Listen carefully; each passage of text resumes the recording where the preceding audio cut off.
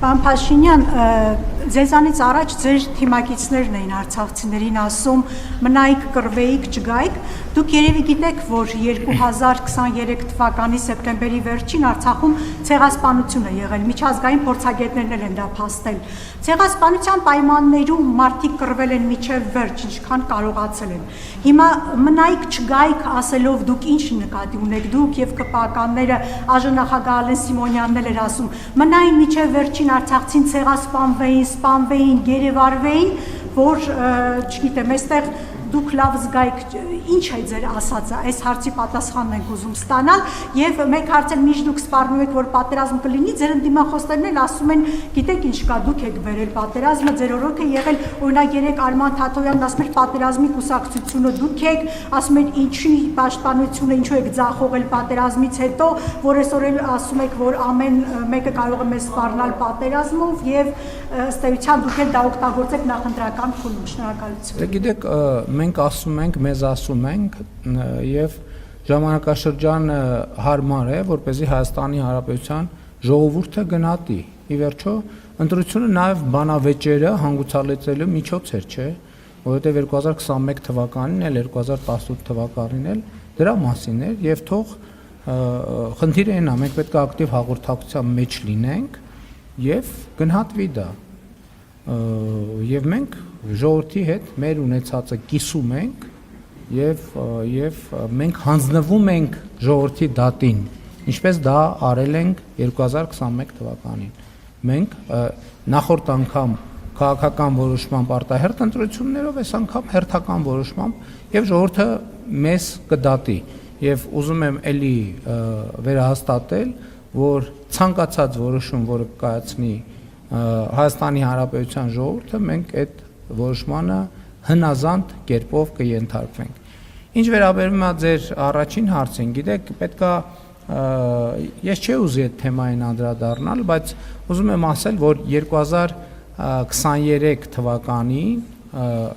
իրադարձություններից հետո Հայաստանի Հանրապետության անվտանգության խորհրդում նիստ է եղել, որտեղ վերլուծվել են տեղի ունեցած մարտական գործողությունների արդյունքները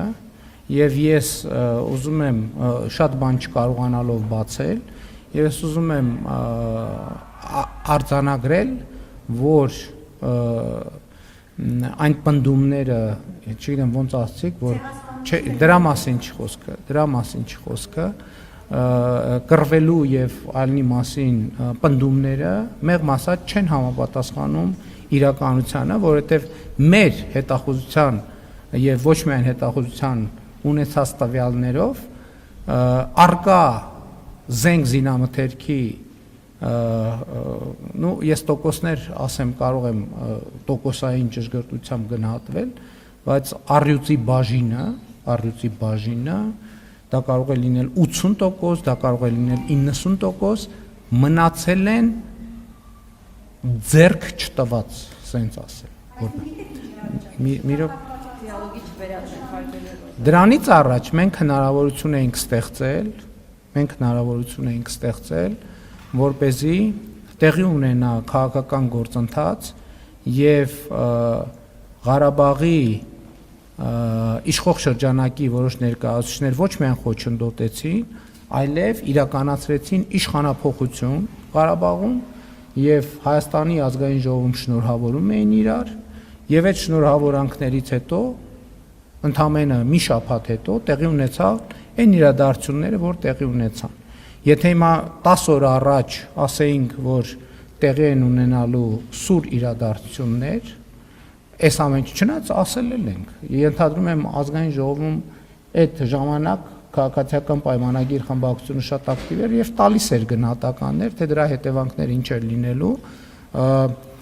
եւ բայց ի հեճուկս այդ գնահատականների եւ զգուշացումների մարդիկ իրար շնորհավորում էին, ասում էին, որ հիմա տեսեք ինչ են կանելու Ղարաբաղում, հաջորդիվ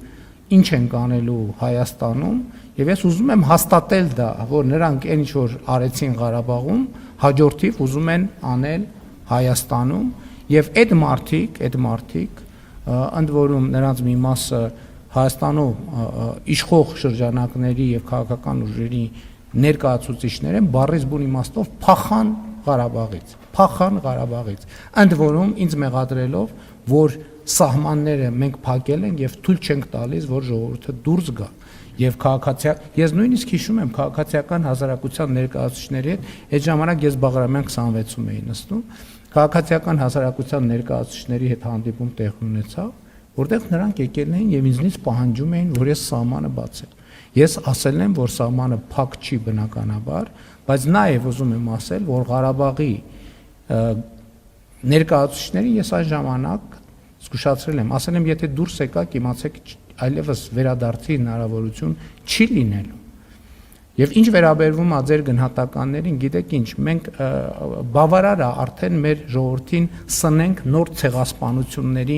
մասին տվյալներով։ Եվ ընդհանրապես այդ ցեղասպանությունների մրցավազքը պետք է դադարեցնել։ Ասենք, երբ որ մեր տարածաշրջանում բոլորը բոլորին մեղադրում են ցեղասպանությունների մեջ։ Եվ ելի եմ ասում, ցեղասպանությունների մասին խոսույթով մենք ստանում ենք, կամ դժվար է ասել, որից հետո է եղել, ցեղասպանությունների մասին խոսույթով մենք ստանում ենք ցեղասպանությունների մասին խոսույթ, վերադարձի մասին խոսույթով մենք ստանում ենք վերադարձի մասին խոսույթ, եւ մենք ելի ասում եմ, այդ ամեն ինչը մի բանի մասին է։ Հայաստանի ժողովրդին, ներառյալ Ղարաբաղի ժողովրդին թույլ չտալ, որ խաղաղվեն, նրանց պահել պանդուխտի եւ գաղթականի կարգավիճակով, հույս տալով, թե էսա մի օր ցեղասպանությունը կճանաչի միջազգային հանրությունը, էսա մի օր Սևերի պայմանագիրը կաշխատի, էսա մի օր էս կլինի, էսա ես մեր քաղաքականությունը եւ ռազմավարությունը հետեւյալն է։ Մենք պետք է խաղաղվենք։ Հայաստանի ինչպես ժամանակին Չարենցն է ասել, կա Հայաստանի Հանրապետություն եւ ուրիշ ոչինչ։ Ուրեմն կենտրոնանում ենք Հայաստանի եւ տնավորվում ենք Հայաստանի Հանրապետությունում։ Իսկ այդ միֆերը կռվել են միջև վերջ եւ այլն եւ այլն։ Իմիջայլոց կարիքը լինի այդ տվյալները կգաղտնա։ Իմիջայլոց անհրաժեշտությունը լինի, ես համոզված եմ, այս խմորը ջուր կտանի, կթողենք, որ լավ տանի, որ Լեռնային Ղարաբաղի բանակցային գործընթացի փաստաթղթերի նման ճիշտ պահի ես կորոշեմ, երբ որոշում կայացնեմ, այդ ամեն ինչը հրապարակեմ։ Սուտ է, չի եղել տենց բան։ Չի եղել տենց բան։ Փախել են, ճողոպրել են։ Շնորհակալություն։ Հարգելի գործընկերներ, նախորդ անգամ շուրջ 1 տասնյակ գործընկերներ, այդ թվում դուք, հարգելի Ռոզա, իրավունք ունեցաք հարց հնչեցնելու ժամանակի սղության պատճառով։ Ասուլիսը տևելու է 1 ժամ, այնպես որ երբ որ ձեր հարցը հնչում է, որևէ մեկը չի միջամտում։ Խնդրում եմ դուք էլ նույնքեր։ Շնորհակալ եմ։ Ընդ որում փախել ճողոպրել են, այդ թվում, ընդ որում 44 օրյա պատերազմի ժամանակ էլ այն պլանի ներքո, որ այդ բանի այդ ճողոպրումը ներկայացվելու է որպես Հայաստանի կառավարության դավաճանություն եւ դրա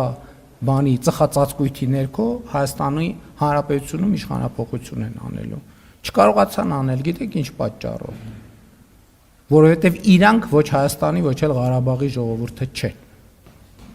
Այդ մարդիկ չեն ներկայացնում ու չեն ներկայացրել երբեք Հայաստանի եւ Ղարաբաղի ժողովրդին, որովհետեւ չեն ունեցել լեգիտիմություն։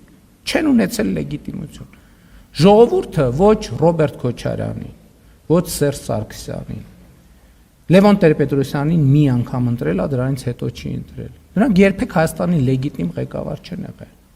Եվ այդ է եղել պատճառը Ղարաբաղի վերջին ներկայացուցիչները, նրանք լեգիտիմություն չեն ունեցել ընդհանրապես։ Նրանք ում ներկայացուցիչն են, ընդհանրապես ում են ներկայացրել, այդ հարցը պետք է պարզաբանվի, եւ այս օրերին այդ հարցն է պարզաբանվում։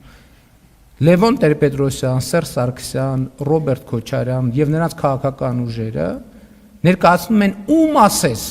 բացի Հայաստանի ժողովրդից։ Նրանք Հայաստանի ժողովրդի հետ կապ չեն ունեցել երբեք։ Եվ Լևոն Տեր-Պետրոսյանն նա, որ իր առաջնորդությամբ Հայաստանը եւ հայ ժողովրդին ներքաշել այս ավանտյուրայի մեջ։